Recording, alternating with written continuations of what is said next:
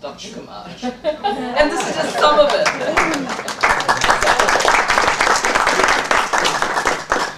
Okay, thank you so much. I'm amongst friends. I really feel good about it. Okay? And I'm happy to see many familiar faces. And as you know, I have discussed many of these topics with you on many occasions. So you will find some familiar ideas and certain familiar emphases on certain things. Oh. Come on.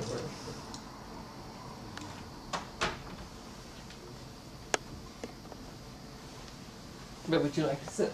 My ticket here. Legal.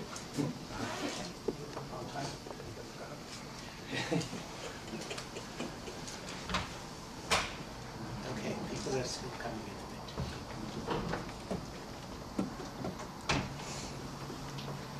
bit. As you can see, this is somewhat of a provocative topic, and I am glad that you have chosen to come on a rather cold night, because some of the topics get a little hot.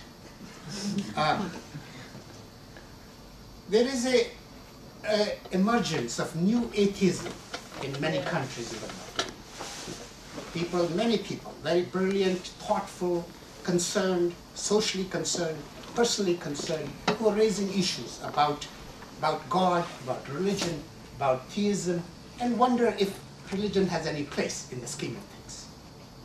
I myself am such a person. I grew up in India, and I studied physics and science, and as a young man in the 50s and 60s, growing up, I felt to be modern means rejection of many things that seem obscurantist, that seem regressive. And certainly many people, other people as well, have felt religion has been a regressive force rather than a progressive force. In what manner? It seems many religions, and I don't want to count one after the other, but many religions seem to be anti-women. They seem to be anti-gay. They seem to be anti-science. They seem to be anti-fun. They seem to be anti-celebration, anti-life. And so many people wonder, what the hell is the religion for? And myself have felt many of these emotions over the years. And way back in 1927, about now almost 100 years ago, there was a famous book written by famous philosopher Bertrand Russell. And the name of the book is Why I'm Not a Christian. And he outlined, and he is very thoughtful writer, and he outlined some of his concerns about Christianity, about some of its, again, many forces that seem destructive. And then after that, many other people have taken on saying, why I'm not a Muslim, why I'm not a Jew, why I'm not a Hindu. And then somebody has written recently, why I'm not a scientist. And this man is a scientist, and I'll tell you why he's written this book.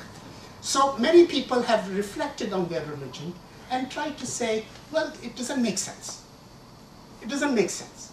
And so obviously now many brilliant scientists, people like Richard Dawkins at Oxford, he's a biologist, historian of science, very outspoken, and his book came out a few years ago called God Delusion, and in which he, again, very strongly rebuffed the idea that God and religion have no place in the scheme of things. And he feels that teaching children religion is child abuse. And it should be considered the same level as any other kind of abuse that can be inflicted on children.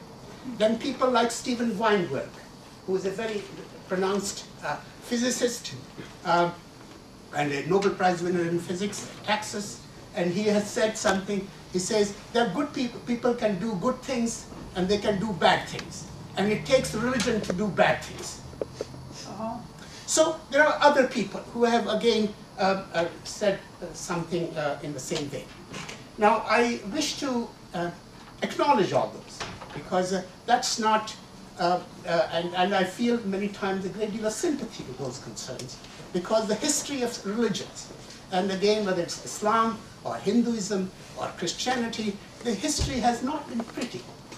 And there have been warfares between religions, within religions, and then creating a sense of resentment and anger and sense of hatred against other religions. All that is not pretty. And one can really go a history of 2,000 years, 2,500 years, and then say, well, is this religion something that one can be possibly attracted to? So I acknowledge all that. I acknowledge all that in this presentation. What I want to do is move to another direction. What is the value of religion? And I want to look at it psychologically, philosophically, and existentially. And in some ways, I'm myself exploring those dimensions and saying, what could religion mean to our times, to our lives? Now, I feel there are three things that are part of human condition and the part of human instinct and almost impulse. Three things. First, all human beings are in some ways or the other scientists. Scientific impulse is part of being human. And it's not that scientific revolution started scientific inquiry, that was a special phase in the history of science. But we all are inquiring in some ways or the other, always asking some question that is scientific nature. We have a hypothesis, we test it out, it doesn't work, we try it again, and that's how many things have been achieved even amongst the most remote parts of the world. For instance, the invention of wheel. We don't know who invented it, but it's one of the great wonders of invention, one of the great inventions. Then invention of a pulley, or invention of a plow, or the way the animals were domesticated, or the way the water was found in different remote corners of the world because water seems so essential for our survival. All these are scientific inquiries, and then has technological implications. And this is true really, as doesn't matter how remote or how primitive you might think a society is, but every society, every person is engaged in some way or the other in some kind of scientific inquiry. It is our impulse. It's a human impulse to inquire about things. And of course there are some special times that impulse is collected, and it becomes as we know, the scientific revolution or the industrial revolution, then a lot of people inquired the same thing together and something different happened. But the impulse is there. It is part of us being human. Now, why people say, what is an impulse that is different from instinct? Let me give you an example. We have all human beings have an impulse and instinct for language. Now, everyone, it takes a lot of that we humans have this very special instincts which other animals do not have. The others have ways of communication, but our language structure is very complex. We have grammar. And even the most primitive languages have grammars. And we are finding that that is part of it's bred in our bones. It is being human, that the language is there. Now, every human child, doesn't matter whether it's born in Papua New Guinea, or born in Canada, or in Australia, doesn't matter. The fact that it is human has a capacity for language. That's remarkable, because language is the most complex thing. It is abstract, it is thinking. You close your eyes, you can think, and plan, and calculate, and so on. So, but which language you speak depends what is spoken to you. So, the instinct for language is there, but the second part of the language is the nurture. There is the nature and nurture. How you're nurtured, that is what your language will speak.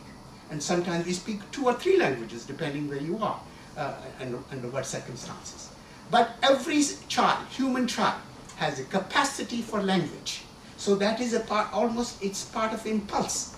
Now, sometimes we get very impressed when we see some baboons or monkeys that learn a few words here and there and say, oh, amazing, how amazing.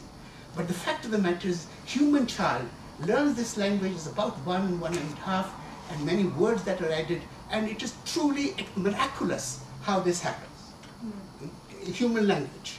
And so this impulse is there. Same way I feel the impulse for science is in the human beings. It's part of our being. It's bred in our bones. It is maybe our genetic makeup. But that genetic makeup, when it gets expressed, it has to be nurtured, just like language has to be nurtured before it can be used more imaginatively, more effectively, and more poetically. So, this is one part. Second part, that is a part of our impulse, is that all human beings have a capacity for art. And I don't mean it in a very high-flaunting sense. Art in the mean creating things to reflect on the universe. Whether we create poetry, we create music, we make a little painting, we make sculpture, we do a dance, and we find this everywhere in the world. I just came from a trip from Central America, and some of the very primitive, seemed very primitive or very distant parts of the world or areas. I was just amazed to see beautiful things having been created long time ago. And I wonder, how is it that it is there, and how did it cross from one part of the world to the other, if it did cross? Or was it part of our being human? So art, all these things that I mentioned, is part of our being human. And you see these reflections again. Many things have been developed very extensively in some areas, great music, great paintings, but nevertheless the instinct for creating them is there, or the impulse for creating them is there. Now, same way, I feel the impulse for religion is there. What is this impulse for religion? Because religion asks certain questions, and questions are the purpose and meaning of my life. That is a question. Not everybody asks it, not everybody follows it, but the question keeps coming up again and again, in many times, in many ways.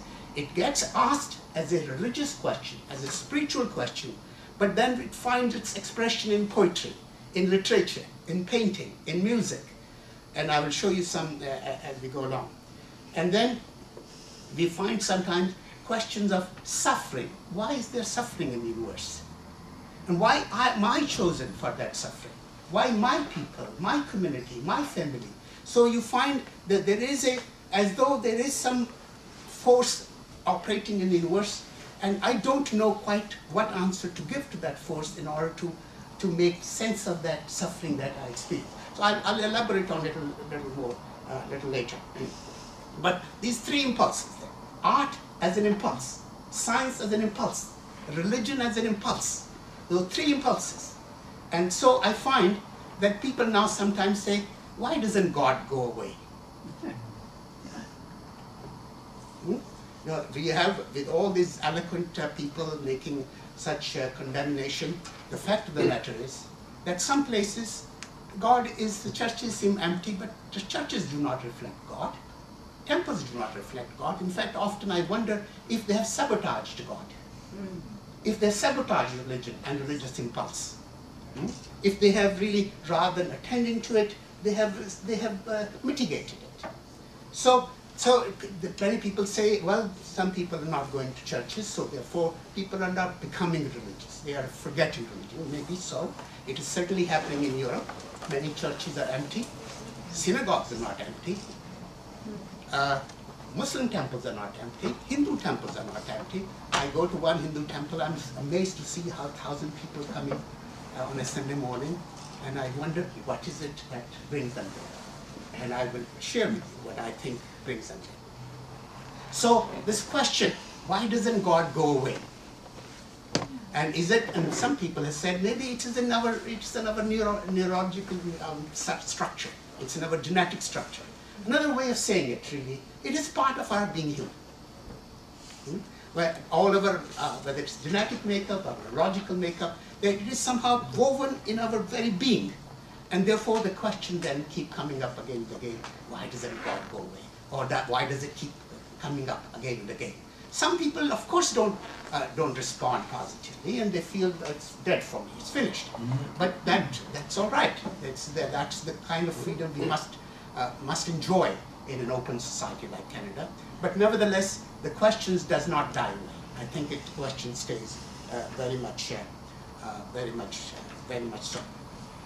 Now, I mentioned earlier about art as being an impulse. Let me say a few more things about it. In 1963, two pieces of art came to USA for the first time from Europe. One was